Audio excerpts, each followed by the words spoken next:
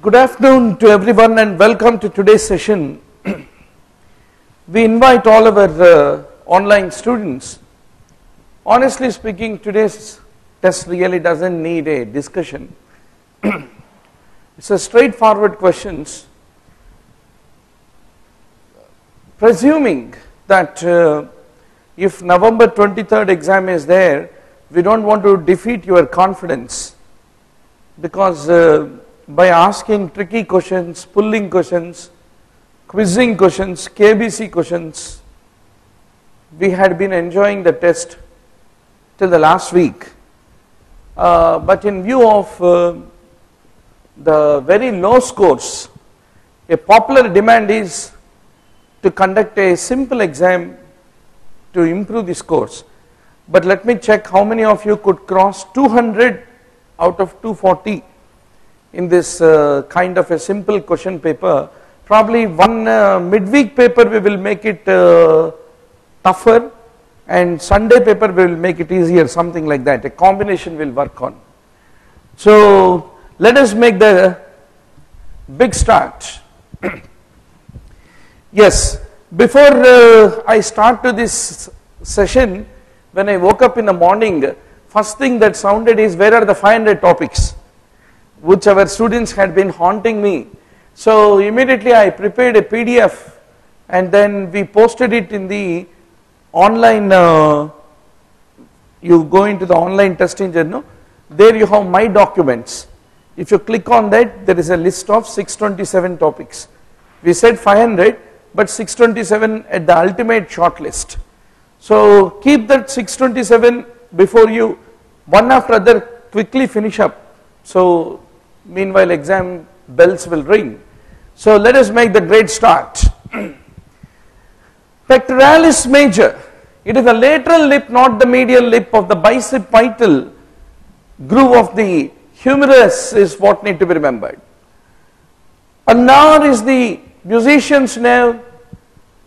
Median is the laborer's nerve, which will decide the crude movements of the hands is what need to be remembered. Now Erbs and Klumpkis, which is upper and lower, is very important. C5, C6, upper brachial plexus is the one which is involved in the Erbs palsy. Why there is a claw hand in the case of the ulnar nerve injury? The metacarpophalangeal joints become hyperextended because of the paralysis of the lumbricals and the interosseous muscles which normally flex these joints. The lumbricals, interossei, the medial two lumbricals and interossei, they are all innervated by ulnar nerve, which lead to the development of the clawing of the hand is what need to be remembered.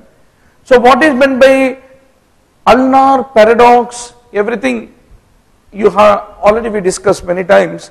You need to be quite sure. Ulnar paradox ka matlab kya hai, everything.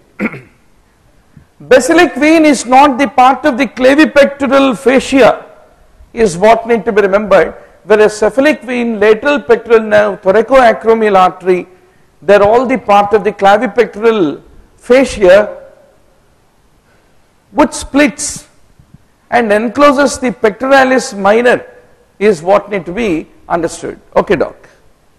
This is inevitable part. You are going to give me the answer. Most commonly used cylinder in the anesthesia is typically which one? Who is going to give me one confident answer? Most commonly used cylinder.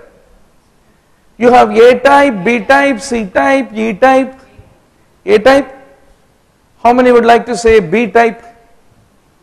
Let me see what our online students are saying. This is the recent PGI May question. So you must be ready for taking up some recent questions. We will introduce them like the quiz questions, recent PGI AIMS questions. A type is an answer we get from Shankar, Bangalore, Warangal, Hari, etc., etc. Smallest size available is A type, biggest is H, and commonly used cylinders are E type. Right? So we need to be quite sure. Now coming to the various muscles innervating, muscles of the pectoral girdle, trapezius is not innervated by the brachial plexus. Who innervates it, doctor? It is the spinal part of the cranial nerve 11 is what need to be basically remembered. Hypothenar muscles are all innervated by the ulnar nerve is what need to be remembered. And you know, apponens digiti minimi, palmaris brevis, abductor digiti minimi, all the little finger, they are all fundamentally by the ulnar nerve. Flexor retinaculum and the carpal tunnel, you know very well, median nerve is the one which typically passes through it. It is the corticoclavicular ligament on which our responsibility of taking care of ourselves and our patients will rest on our shoulders. So what is the importance of corticoclavicular? It is that strong vertically directed ligament which transfers the weight of the arm onto the trunk is what need to be fundamentally understood. In the spinal groove you have the radial nerve, which is the easiest question in the world. Now give me one confident answer. Confident answer.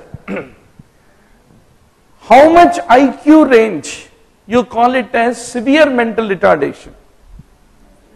10 to 20, 20 to 30, 30 to 40, 40 to 50. 20 to 30 is a consensus answer.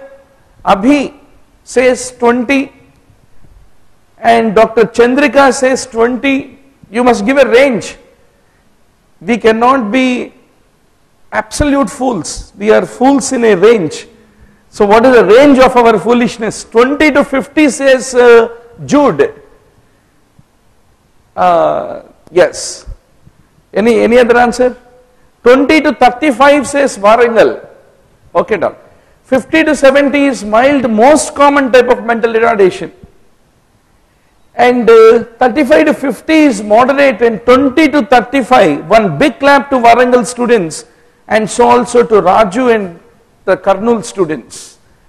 Now doctor, what is the order in which in the intercostal space vein, artery, nerve are aligned?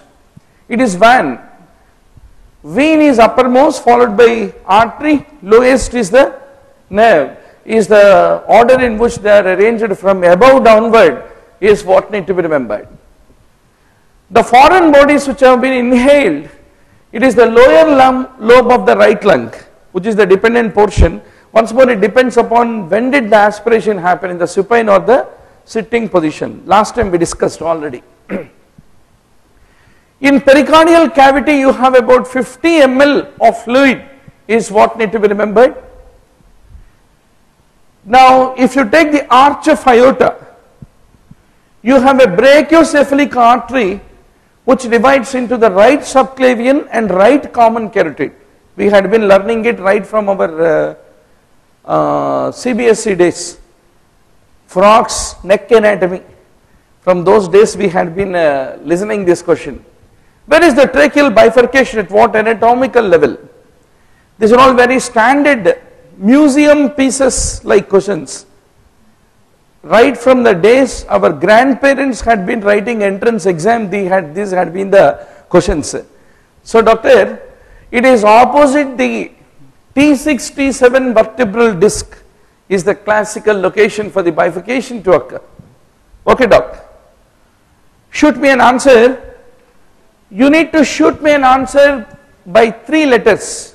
There are 3 amino acids which are polar amino acids among these, select them. Is it ABC, BCD, ABD, DCB? Brisk answer. Brisk answer. ACD is what Madhavi Kranti is saying. Yes. Any other answer? ACD is an answer that I am getting. Quickly shoot your answers, doctor. You mean serine, tyrosine, valine? Okay. We get ACE from Tirupati, who says like you serine, tyrosine, but they don't agree with your valine. They say lysine from Tirupati. So Dr. ACE is correct. Tirupati gets a very big applause for the correct answer. Lysine is what need to be remembered. Posterior interventricular branch is a branch of the right coronary. Left anterior descending artery, antereinterventricular otherwise called, is a branch of left coronary artery. By chance, if posterior interventricular artery arises from which artery, you call it as right dominance.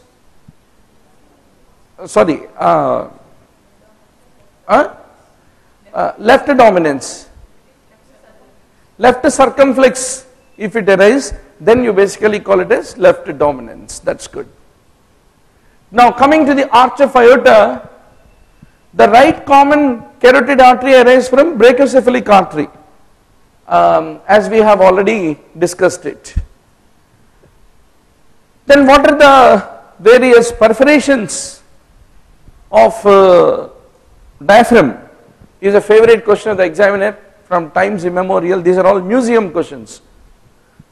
So you have Tata, T for thoracic duct, not Tata, Atta. A for aorta, A for azygos, T for thoracic, and another A is aortic hiatus is what need to be remembered, typically at the level of T12 vertebra. When the circumflex artery gives rise to posterior interventricular artery, you call it as left dominance, as all of you know. Then esophageal constrictions, where are they located? So this is all the checklist before you get into the aeroplane to take off. At the pharynx, where the pharynx joins the upper end 15 centimeters from incisor tooth, first constriction. Second is where aortic arch crosses it, the esophagus, 22.5 centimeters from incisor tooth.